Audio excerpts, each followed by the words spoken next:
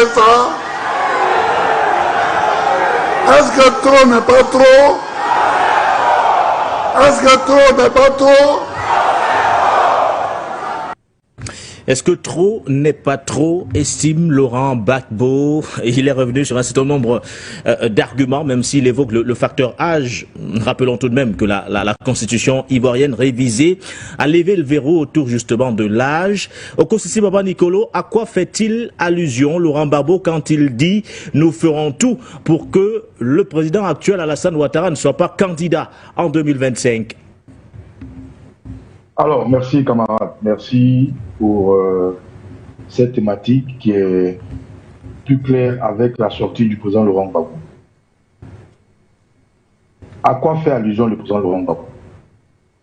Le président Laurent Gbagbo se présente aux Ivoiriens comme étant quelqu'un qui a 80 ans. Donc, normalement, à cet âge-là, il devrait être en train d'écrire ses mémoires, se reposer. Il ne devrait même pas être en train de lutter un quelconque leadership dans un parti politique qui pourrait être naturellement conseiller et sage. Le président Laurent Gbagbo, vu son âge, scientifiquement, est quelqu'un qui est fatigué. Et nos sages, à cet âge-là, ils sont à la maison, ils se reposent. Mais, vu la situation de son pays, vu le background qu'il a, vu la retraite vers laquelle il espère aller, et que à ce moment-là, des gens décident de ternir son image, de briser le Gbagbo qui s'est construit dans la combativité. Il a dit aux jeunes, pour une parenthèse, vous voulez un mot d'ordre. On ne donne pas des mots d'ordre comme ça. J'ai 80 ans aujourd'hui, je me bats depuis 18 ans. Ça veut dire 62 ans de combat. Dans le président Gbagbo, fatigué, il vient à terre se reposer. À quoi il fait allusion? Il fait allusion à l'injustice criarde que des gens à qui, comme on l'a entendu dans cet essai, il a donné un mandat exceptionnel. Dans l'expression exceptionnelle, il faut comprendre. On parle d'exceptionnalité face à une situation exceptionnelle. La situation exceptionnelle, comportement exceptionnel. Cette exceptionnalité dont parle le président Gbagbo, c'est quoi? C'est que la Côte d'Ivoire traversait une grosse crise avec des terroristes qui ont pris des armes, avec à la tête Ibrahim Badi, qui a appelé un rapport sur notre Bafouillon qui dit avoir invité pour entretenir les journalistes et qui, par la force des choses, avec l'entrée officielle de la France sous couvert de pompiers pyromanes, a décidé à un moment donné de spolier le président Gbagbo de tous ses pouvoirs en rassemblant les forces dites rebelles, MPCI, MPIGO, MJP et j'en passe, sous forme de forces nouvelles. Et que ces forces-là, alliées au PDCI-RDA, au RDR, au MFA, au PIT et j'en passe, ont créé ce qu'on appelle le RDR et à Marcoussis ont décidé de dénuder le président Gbagbo de son pouvoir. Grâce à son artiste, à son esprit d'élégance politique, grâce à l'amour pour sa patrie, le président Gbagbo a accepté de cohabiter avec des terroristes que les Blancs ont appelés rebelles. À quoi il fait allusion? Il fait allusion à des gens dont il dit dans sa sortie à qui il a donné vie. Vie pourquoi? Vie dans sa démarche politique où le terroriste Alassane Dramane Ouattara a eu à un moment donné de sa vie à être plébiscité par le RDR alors qu'il n'était ni militant du RDR, ni cas du RDR. Le RDR qui était tenu par le frère, le compatriote de Laurent Gbagbo qui s'appelle Jenny Kopina, et lui, Gbagbo, dans le temps, président du FPI, ont créé ce qu'on appelle le Front républicain. Alors qu'il avait déposé sa candidature en bonne et due forme contre le président Alikonan Bédié en 1995. Mais à cause d'Alassane Dramane Ouattara, à cause de ce que son parti l'a publicité pour être candidat, et à cause de ce que le président Alikonan Bédié avait pris des décrets tardivement pour tripatouiller un peu le jeu politique, le président Gbagbo s'associa avec le RDR pour faire le Front républicain. Donc il donne vie à Alassane Ouattara et ses sbires, ses terroristes, ses almoravides qui aujourd'hui veulent le pousser vers la mort, comme le dit en Guinée.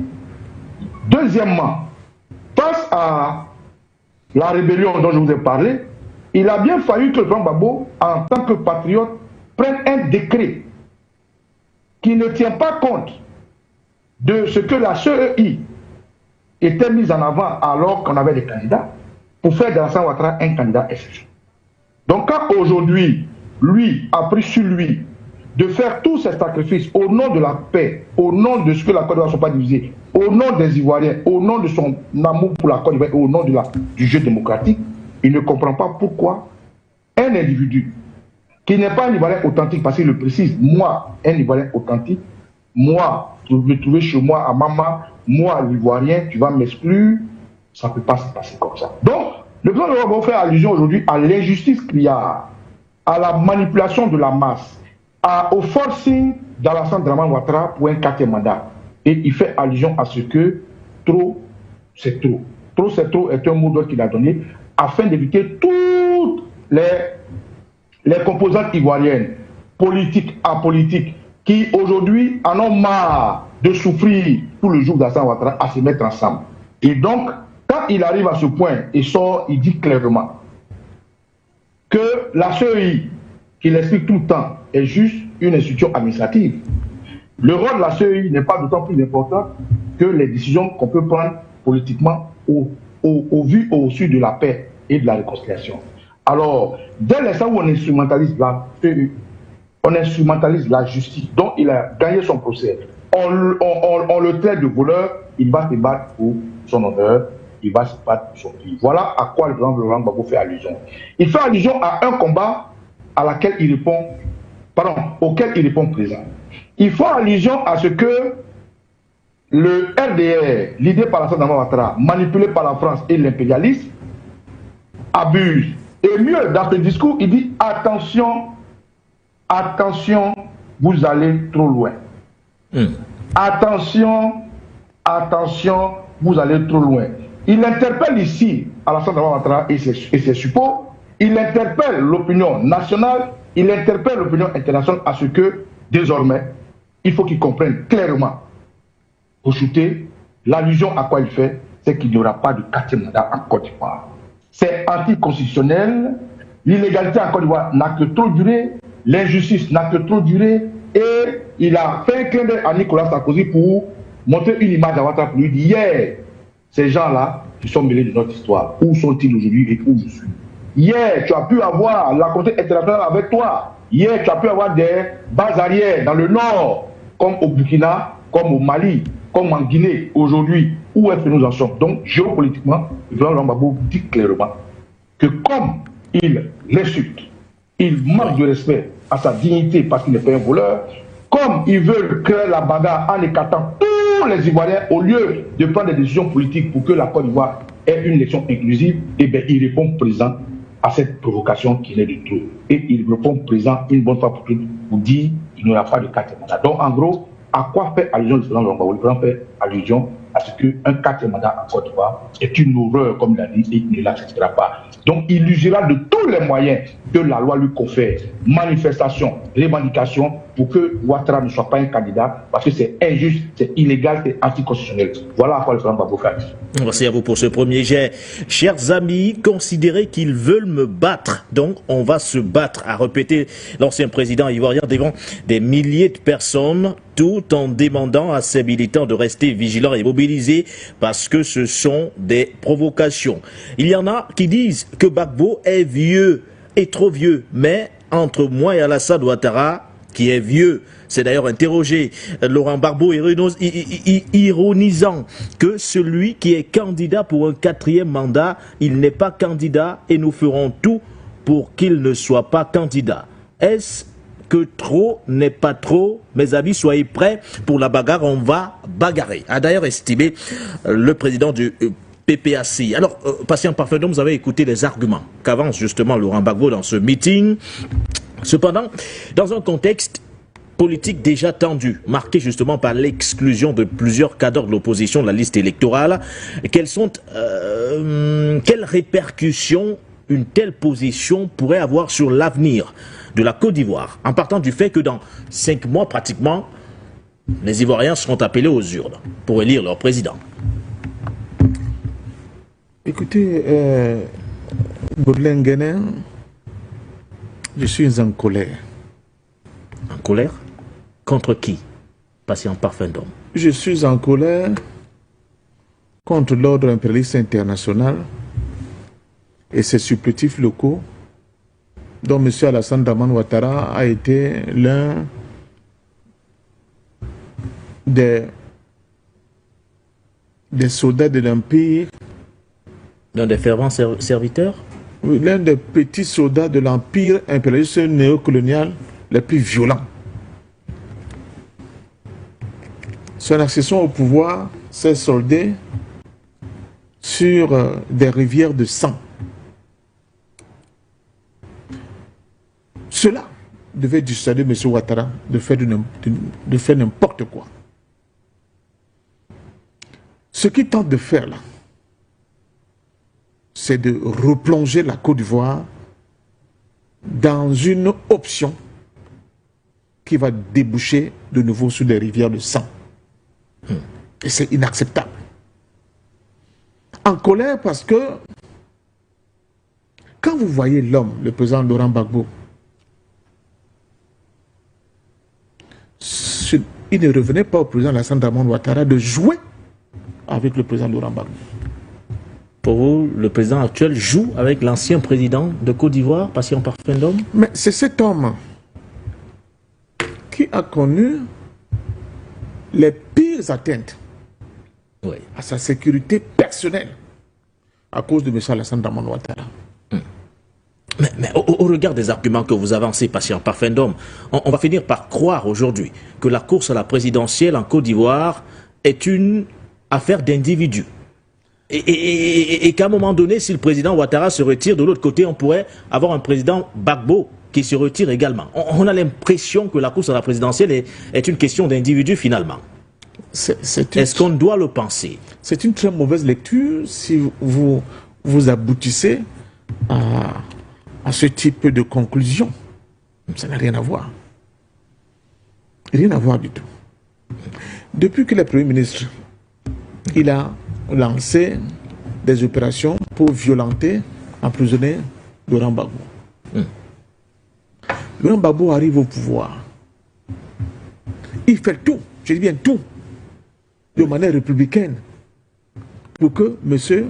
Alassane Ouattara, sa vie ne soit pas attentée, mais surtout le mettre dans des conditions idoines d'un homme politique responsable d'un parti d'opposition.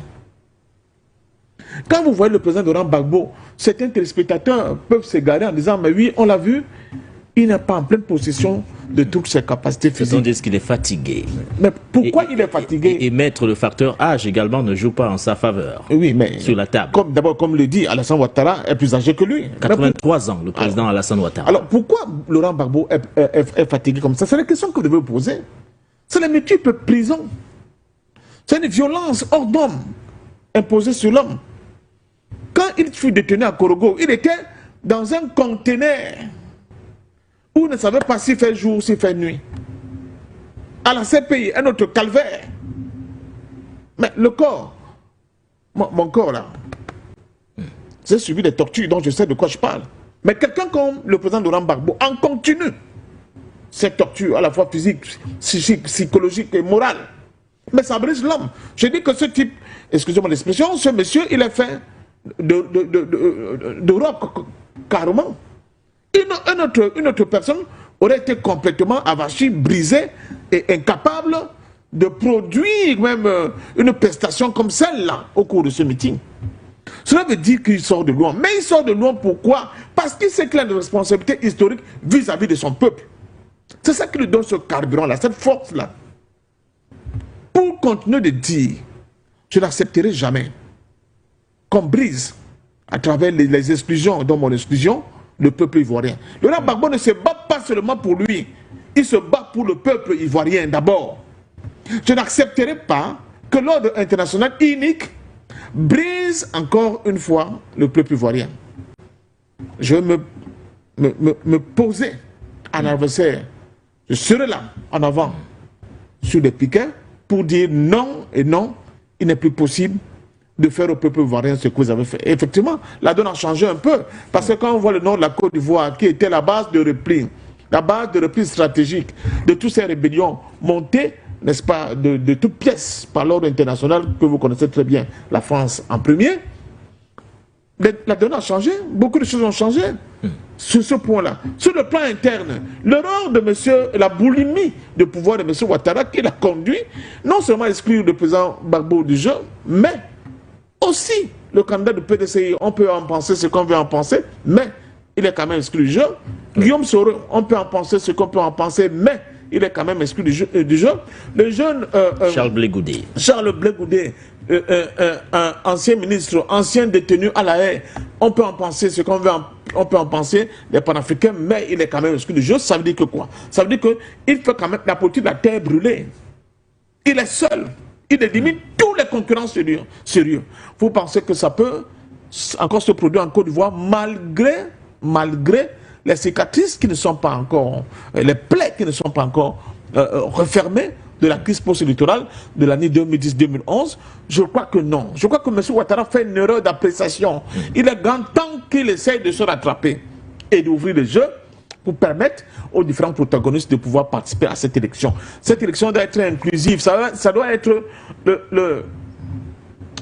comment je peux appeler ça? C'est-à-dire le mea culpa de M. Alassane Dramane Ouattara vis-à-vis du peuple ivoirien. Parce que lui, comme le dit le président Laurent Gbagbo, je revois encore cette scène comme si c'était hier, les pressions subies par le président Laurent Gbagbo, c'était en Afrique du Sud. Thabo Mbeki qui finit de lui dire, président, laisse, signe, quand même, signe, ça ne fait rien, signe. Et plus tard, Thabo Mbeki va regretter d'ailleurs d'avoir fait cette pression sur le président Gbagbo en l'amenant à signer, n'est-ce pas, cette décision qui permettra à M. Alassane Dramane Ouattara d'être candidat à l'élection présidentielle. De manière, comme l'a si bien dit, spéciale.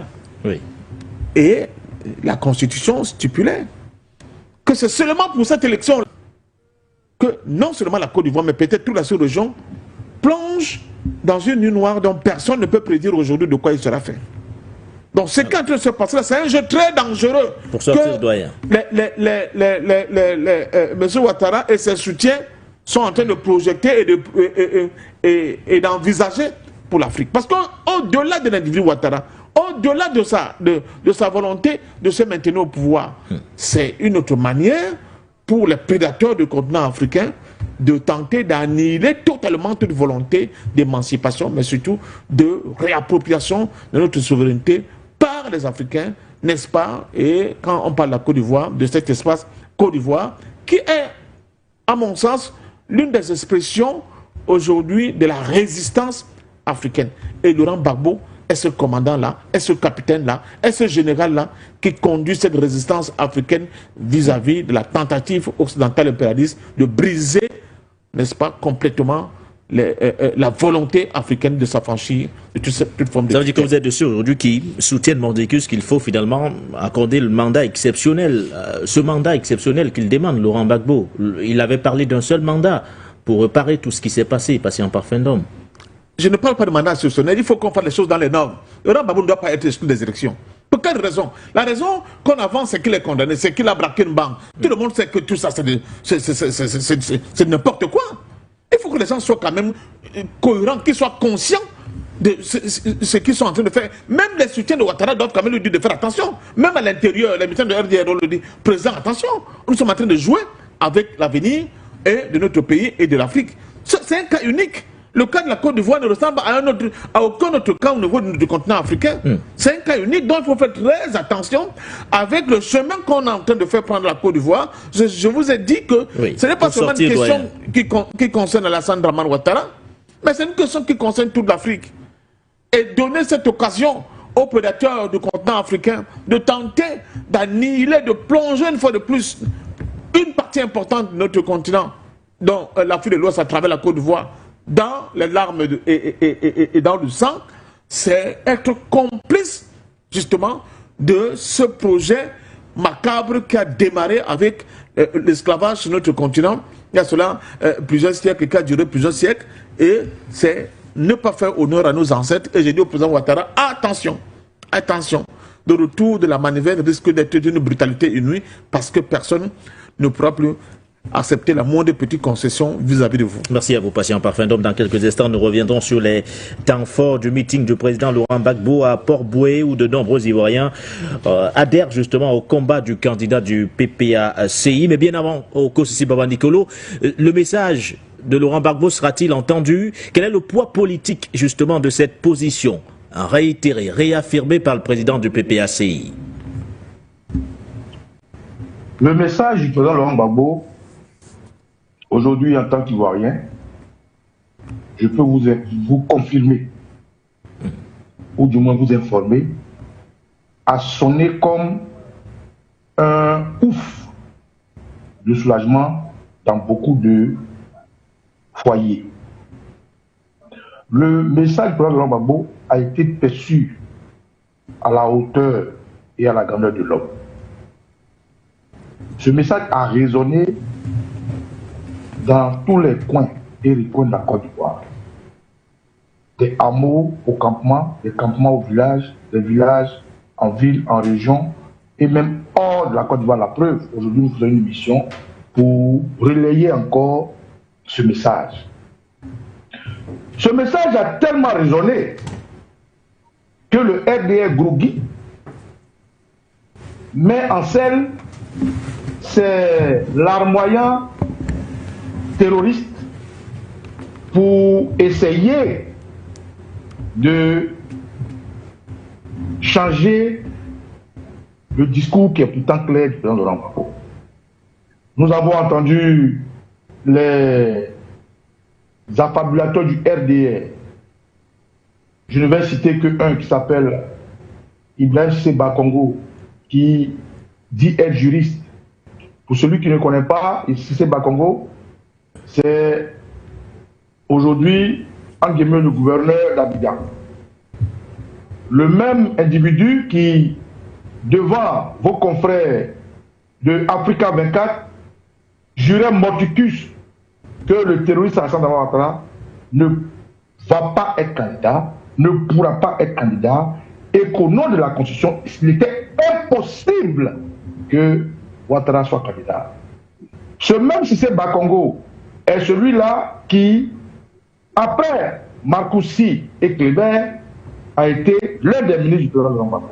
Et ce même Sissé Bakongo est l'individu que une de ses concurrentes RDR a officiellement montré, avoué aux Ivoiriens qui est le père des microbes. Aujourd'hui, que les Ivoiriens ont perçu le message de Laurent Gbagbo, mais il a parlé en Ivoirien, il a parlé en Africain, il a parlé en Son exposé d'abord de se présenter en tant que le petit-fils de Gbagbo Golidi, qui s'est battu contre l'invasion de l'impérialisme dont la France dans sa région de Gaïwa. Le président Gbagbo s'est présenté dans son arbre généalogique comme étant le fils de Koulou Zepé, Paul, qui a été un ancien tirailleur africain qui s'est battu en Normandie et qui est rentré avec une cicatrice, dont le capitaine Laurent est le nom qu'il porte. Le président Gbagbo a parlé dans le cœur des Ivoiriens pour leur dire, mais ceux qui parlent, est-ce qu'ils savent que je m'appelle Laurent Gbagbo? En le disant, il fait référence à son combat pour le panafricanisme, pour la souveraineté ivoirienne et pour la démocratie. En l'énonçant ainsi, il enseigne aux jeunes qui ne le connaissent pas d'aller faire un flashback pour apprendre à savoir l'homme qu'il est. L'homme qui s'est dressé contre Félix Houphouët-Boigny. L'homme qui a aidé l'avènement du multipartisme. L'homme qui est allé en exil pour la Côte d'Ivoire. L'homme qui n'a pas pris des armes parce qu'il luttait contre Fouet. L'homme à qui l'Occident, la France a proposé un coup d'État et qui a refusé. L'homme qui a contenu le terrorisme, la France imposée avec le iceberg Alassane Dramane Ouattara. L'homme qui, pour la Côte d'Ivoire, a pris un décret exceptionnel de l'article 48 pour faire de Ouattara un homme dont la Constitution ne permettait pas d'être candidat à cause de sa nationalité douteuse burkinabé, à cause de ce qui s'est prévalu de la nation américaine, de la nationalité américaine, à cause de ce qui s'est prévalu de la nationalité française, et j'en passe. Le président Ouattara, le disant, invite les Ivoiriens à faire attention à son palmarès, à son background, à sa combativité et à son patriotisme. Donc, aisément, les Ivoiriens ont acquiescé ce message, et mieux, il dit, des gens à qui j'ai donné vie, même si on parle d'ingratitude, même si on parle de morale, même si on parle d'essence, est-ce qu'aujourd'hui, un citoyen lambda qui ne parle pas politique pourrait accepter une telle ingratitude des gens qu'il a permis d'exister, des gens à qui il a donné même le jeu démocratique, des gens, quand lui était au pouvoir, il dialoguait alors qu'il tassait tout, il brûlait tout, ils assassinaient, ils ont créé une rébellion. Laurent Gbagbo est allé au-delà. Des gens avec qui il a fait, comme l'a dit le grand frère Passin Parfait Ndom, toutes les capitales, la majorité des capitales africaines, Lomé 1, Lomé 2, Accra 1, Accra 2, Pretoria 1, Ouaga, Kléber, Marcoussi. Le président Gbagbo expose aux Ivoiriens avec le fond de son âme que ce n'est pas lui qui cherche la bagarre, c'est des gens qui lui cherchent la bagarre. Et bien, il est prêt à témoin. Parce que aussi, il répond du peuple de Côte d'Ivoire qui est fatigué. Il répond présent à ce que, à gauche et à droite, comme il a dit lui-même, s'il veut qu'on aille à gauche, on ira à gauche. S'il veut qu'on aille à droite, on ira à droite. Mais s'il veut qu'on recule, je dirais non, parce que je suis un homme, je n'ai jamais reculé. Le président Gbagbo expose ici, dans le cœur des Ivoiriens, que lui, Gbagbo, n'est pas un voleur. Alors, il se battait d'abord pour le nom qu'il doit léguer à ses enfants, puisqu'il avait fait une démarche à la CEI pour déposer sa candidature, et qu'on l'a retiré. Il se battait pour la Côte d'Ivoire. Et ça, d'ailleurs, j'ouvre une parenthèse pour dire qu'en 1995, le président Gbagbo avait dit au président Ali Konamide, lorsqu'il défendait encore le LDR, qui plébiscitait Ouattara, que chaque fois que la Côte d'Ivoire aura besoin de lui, il se dressera comme un fils pour la défendre. Donc il est dans sa logique de marche politique. Il est dans sa constance de combattant patriotique. Il est dans l'amour de l'Afrique. Il est dans l'amour de la démocratie. Il est dans l'amour du combat politique. Alors, est-ce que ce message est bien perçu? Baba Nicolo a perçu ce message à la hauteur de l'homme. Des millions et des millions d'Ivoiriens applaudissent ce message. Et d'ailleurs, des émissions télé sont exposées pour que les gens aillent débattre. Et sur ces émissions-là, ces lieutenants l'exposent hautement, clairement et sans embâche que le 4e mandat de Ouattara ne sera pas possible. Est-ce que les Ivoiriens sont favorables à un 4e mandat? Non. Alors, ce message s'adresse à eux. Est-ce qu'un 4e mandat de Ouattara est constitutionnel? Non. Alors, tout Ivoirien aujourd'hui, d'où qu'il soit, politique, apolitique, société civile ou militant PPACI, est-ce qu'il se reconnaît dans ce message-là? Oui, parce que les Ivoiriens sont fatigués, ils disent trop c'est trop. Ouattara a fait sombrer la Côte d'Ivoire, Ouattara déstabilise la sous-région, Ouattara cherche des querelles partout, Ouattara les endette, Ouattara casse leur maison, Ouattara a rendu la vie d'autant plus chère, Ouattara n'a respecté aucune promesse, Ouattara pousse les Ivoiriens en exil, Ouattara emprisonne les Ivoiriens. Alors, un 4e mandat de trop sera une souffrance pour les Ivoiriens. Et le président Gbagbo dit non. Est-ce que ce message a un problème? Non. Donc, pour te répondre clairement, les Ivoiriens sont d'accord avec ce message. Et d'autant plus qu'il n'est plus, parce qu'il n'est plus question de parler de mettre des noms de ce soit sur la liste électorale. Il n'est plus question de parler de éligibilité du président Gbagbo ou non. Il n'est plus question de parler de 20 ans. Il est question aujourd'hui de dire clairement l'objectif. L'objectif, c'est que Alassane Ouattara ne sera pas candidat aux prochaines élections parce que c'est anticonstitutionnel, c'est illégal. Et mieux, pour shooter, le président Gbagbo alerte l'opinion nationale, internationale. Et c'est là où je rejoins totalement le grand frère Passin Parfois qui dit qu'il est en colère. Oui, nous sommes en colère. Où est passée la CEDEAO? Quel rôle joue l'Union africaine qui, aux premières heures, courait ça et là pour venir dire à Gbagbo avec Jean Ping et Raila Odinga, non, il faut faire ceci, non, il faut faire cela. Où est passée l'ONU qui a envoyé les casques bleus et et qui a donné cutus en guillemets à Nicolas Sarkozy et la force du compte de bombarder le président Gbagbo. Où sont-ils passés?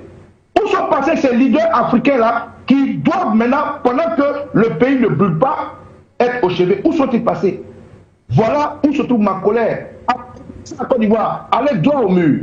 On regarde les Ivoiriens abandonnés. Et demain, quand le président Laurent Gbagbo va user de tout ce que la loi lui permet de faire, on viendra dire que c'est lui qui cherche la bagarre. Et c'est pour ça que les Ivoiriens ont apprécié son discours de dire, s'ils me cherchent la bagarre, eh bien, allez leur dire que nous allons faire la bagarre.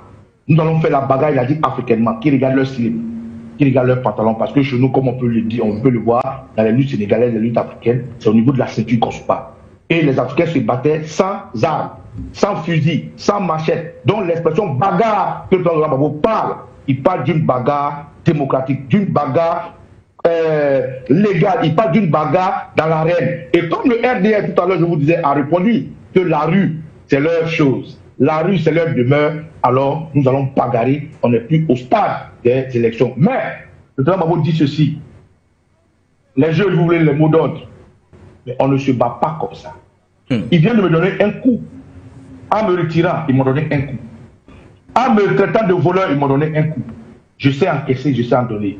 Et je vais donner ce coup au moment où nous serons prêts. Et ce moment-là, c'est quand le terroriste Alassane Ouattara sera plébiscité comme candidat du RDR et que la CEI, en juillet, devra récollecter ou collecter les candidatures et que le président Gbagbo que nous connaissons déposera sa candidature et qu'ils refuseront à ce moment-là. Tout le monde sera officiellement témoin que Alassane Ouattara veut brûler la Côte d'Ivoire. Et les Ivoiriens que nous sommes doivent répondre présent parce que trop, c'est trop. Donc oui, ce message a été perçu par la majorité des Ivoiriens. Merci à vous, Kossi Baba Nekolo. Vous avez interpellé plusieurs organisations régionales, sous-régionales et même internationales. Mais relevant tout de même que les Nations Unies ont dépêché il y a quelques mois un émissaire en Côte d'Ivoire pour aller s'inquiéter de la situation politique. Nous avons eu le compte rendu. L'ONU appelle aujourd'hui les acteurs politiques à un dialogue pour éviter justement de retomber dans les travers. De toutes les façons, nous aurons l'occasion d'en parler forcément dans une autre émission. Mais comment a-t-il été accueilli à Port-Bouët, le président du PPACI? Eh bien, ils étaient nombreux à avoir pris d'ailleurs d'assaut les artères de la ville, du moins des rues, de ce côté. Tous se disent favorables aujourd'hui et soutiennent justement une candidature de Laurent Gbagbo soutenant son projet. Écoutons les Ivoiriens, c'est avec le concours de nos confrères de PPACI TV. Après Makori et Cocody, où les militants, sympathisants de tout âge, des personnes éprises de paix et de démocratie, se sont fortement mobilisés, c'était au tour de la commune de Port-Bouët de recevoir le président Laurent Gbagbo dans le cadre de sa tournée Kokoko. Les militants, sympathisants, responsables territoriaux et cadres du parti ne se sont pas fait prier pour cet important rendez-vous du terrain de Petit Bassam. Ils sont venus de toutes les communes du district d'Abidjan et au-delà. Certains ont exprimé leur joie et fierté avant l'arrivée du président Laurent Gbagbo. Nous sommes très émus parce que le président Laurent Gbagbo, c'est lui seul qui peut délivrer la Côte d'Ivoire et toute l'Afrique des mains des colonisateurs. Parce qu'aujourd'hui, là, le monde, nous sommes au 21e siècle. Donc, un pays doit être libre et souverain. Donc, il est le précurseur de la démocratie et nous le suivons parce que c'est lui seul qui peut délivrer la Côte d'Ivoire et l'Afrique des mains des colonisateurs. Que Dieu le bénisse, vive la Côte d'Ivoire et il sera le président de la République de Côte d'Ivoire 2025. Aujourd'hui, samedi 7 juin, on se retrouve à Port-Bouët, à Petit Bassam, pour attendre le président Laurent Gbagbo. C'est une joie pour nous, parce que c'est notre leader. Donc lui qui mène là, c'est pour l'Afrique, c'est pas pour lui-même. C'est pour l'Afrique, cette lutte là, c'est pour tout le monde. Comme les gens n'ont pas compris. C'était aussi l'occasion pour ces militants de crier leur ras-le-bol face aux dérives totalitaires du pouvoir en place. L'appel que je veux lancer aux Ivoiriens ici, c'est que la vérité en Côte d'Ivoire ici, c'est Laurent Gbagbo. Pour sauver la Côte d'Ivoire, il faut se mettre derrière le président Gbagbo. C'est le seul qui est capable aujourd'hui de pardonner, de mettre les Ivoiriens ensemble, pour que nous allions de l'avant. L'essentiel, c'est Gbagbo. Trop, c'est trop. Notre Côte d'Ivoire a été battue dans la main des Français. On est toujours en prison. Et ils disent, nous sommes colonisés. Ah, c'est pas ce que ça veut dire. Ce matin, il est là pour Laurent Gbagbo. Il va prendre le pouvoir. 2025 là. Il n'a qu'à prendre le pouvoir au nom de Jésus. Parce que nous, les Ivoiriens, on est fatigués. Les Blancs nous imposaient des leaders. Mais le leader que nous connaissons, c'est Laurent Gbagbo. Un président qui n'est pas corrompu. Un président qui n'aime pas l'injustice. Un président qui connaît le problème de sa nation. Aujourd'hui, en 2025, coûte que coûte, nous allons les installer en Côte d'Ivoire. S'ils veulent, s'ils ne veulent pas, nous on n'est pas armés. Mais nous savons que le président Laurent Gbagbo sera président en Côte d'Ivoire cette année. Ça casse ou ça casse. Radié de la liste électorale définitive,